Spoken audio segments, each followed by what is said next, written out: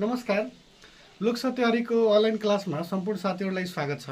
आज खर्दा र सुबाका लागि अति महत्त्वपूर्ण 5वटा प्रश्न लिएर आएको छु, जुन पहिला अलरेडी सोधिसकेको छ र अहिलेको पनि एक्जाममा सोधिरहन्छ है।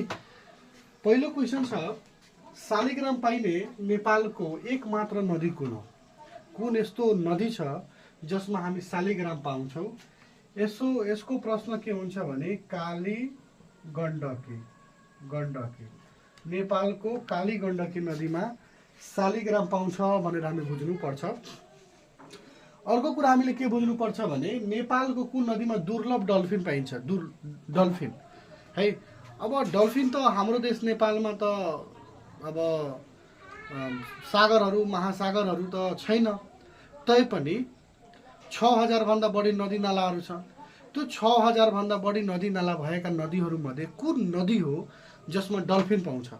हामीले यो प्रश्न बुझ्दा हामीले के बुझ्नुपर्छ भने हाम्रो कर्णाली नदी छ जसमा डल्फिन पाउँछ। यो कर्णाली नदीमा विक्रम सम्वत 2038 सालतर्फ है यो कर्णाली नदीमा डल्फिन देखा परेको थियो।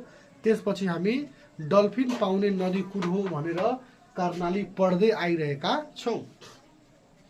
अर्को सुनको लागि प्रख्यात नदी चाहिँ कुन हो? अब नेपालको त 6000 भन्दा बढी नदी नालाहरू छन्, तर त्यो कुन नदी हो जसमा सुन पाउँछ, सोना पाउँछ भनेर पढ्दा हामीले बुझ्नुपर्छ सुनकोशी है।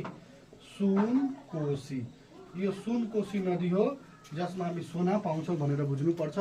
अर्को गोहीको लागि प्रख्यात नदी कुन हो? गोही नेपालको 6000 नदी नालाहरूमध्ये त्यो कुन नदी हो जसमा हामी गोही पर्याप्त पाउँछौँ, धेरै पाउँछौँ भनेर हामी बुझ्दाखेरि बबई बुझ्नुपर्छ।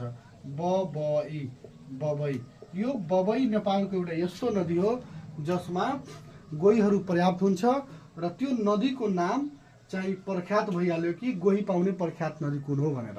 अर्को कुरा हामी के बुझ्नुपर्छ भने व्हाइट वाटर ऱ्याफ्टिङका लागि प्रसिद्ध नदी कुन हो?